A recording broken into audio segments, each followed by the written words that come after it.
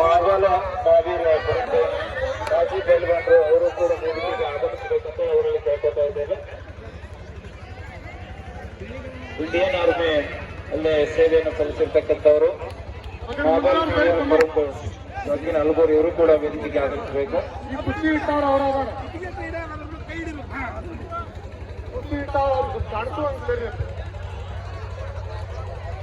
ನಮ್ಮ ಪುತ್ತೂರು ಗ್ರಾಮದೊಳಗಡೆ ಮೊಟ್ಟ ಮೊದಲನೇ ಬಾರಿಗೆ ಮಹಿಳಾ ಕುಸ್ತಿಗೆ ಉತ್ತೇಜನೆಯನ್ನು ಕೊಡುವ ಸಲುವಾಗಿ ಹಿರಿಯರು ಆತ್ಮೀಯರಾಗಿರ್ತಕ್ಕಂಥ ಶ್ರೀ ಮಲ್ಲಪ್ಪ ದುಂಡಪ್ಪ ಅಡಹಳ್ಳಿ ಅವರು ಬೆಳ್ಳಿ ಗದೆಯನ್ನ ಈ ಮಹಿಳಾ ಮನೆಗಳೊಳಗೆ ಯಾರು ಅವರಿಗೆ ಒಂದು ಬೆಳ್ಳಿ ಗದೆಯನ್ನು ಕೂಡ ಮಲ್ಲಪ್ಪ ಅಡಹಳ್ಳಿ ಅವರು ಇದ್ದಾರೆ.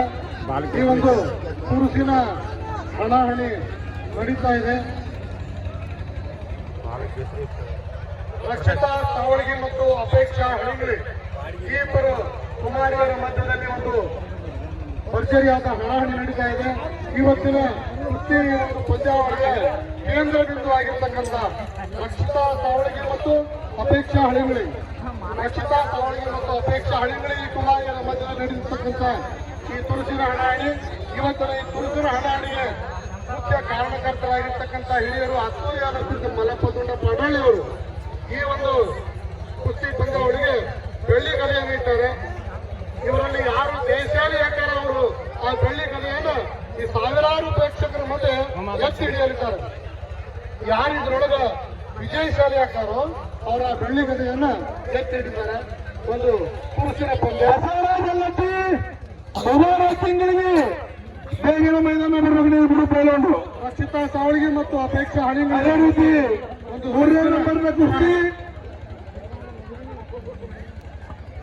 रियाज सोलापूर प्रदीप ठाकूर सांगली ಆ ಮಹಿಳಾ ಕುಸ್ತಿ ಜೋರಾದ ಚಪ್ಪಾಳೆ ಮುಖಾಂತರ ಅವರನ್ನ ಒಂದು ಹುರಿದುಂಬಿಸಬೇಕು. ಎಲ್ಲ ಪ್ರೇಕ್ಷಕರು ಜೋರಾದ ಚಪ್ಪಾಳೆ ಮಾಡಿದ್ರೆ ಎಲ್ಲರೂ ನೋಡೋಣ.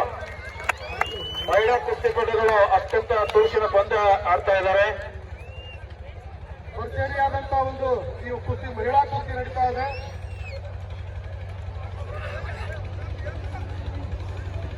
ಎಲ್ಲ ಪ್ರೇಕ್ಷಕರು ಮತ್ತೆ ಮೌನದಿಂದ ರಕ್ಷಿತಾ ಸಾವಳಗಿ ಮತ್ತು ಅಪೇಕ್ಷಾ ಹಳಿಂಗ್ಳಿ ಈ ಕುಮಾರಿಯರ ಮಧ್ಯೆ ನಡೆಯತಕ್ಕಂಥ ಒಂದು ಕುಸ್ತಿನ ಕುಸ್ತಿ.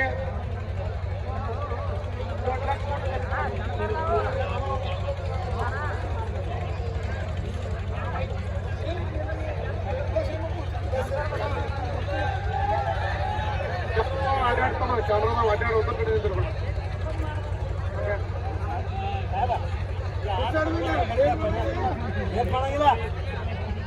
ಬಾಲಕ್ಕೆ ಹೆಸರು ಇರ್ತಾರೆ. ಬಾಲಕ್ಕೆ ಹೆಸರು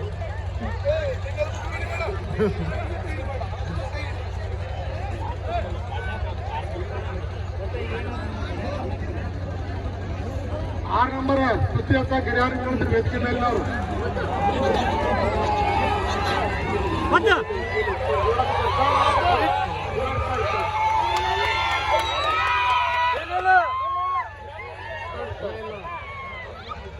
ಕೊಂಡ್ರೆ ಯಾಕಂದ್ರೆ ಹೋಗ್ಬೇಡಿ, ಚಪ್ಪಾಳೆ ಮಾಡ್ತಾರೆ ಅವರಿಗೆ. ಅವರು ಖುಷಿಯಿಂದ ಕುಸ್ತಿ ಆಡ್ತಾರ.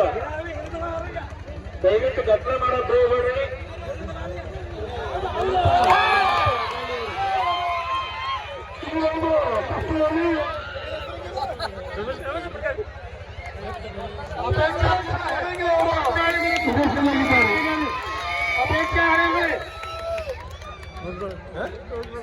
ಈಗ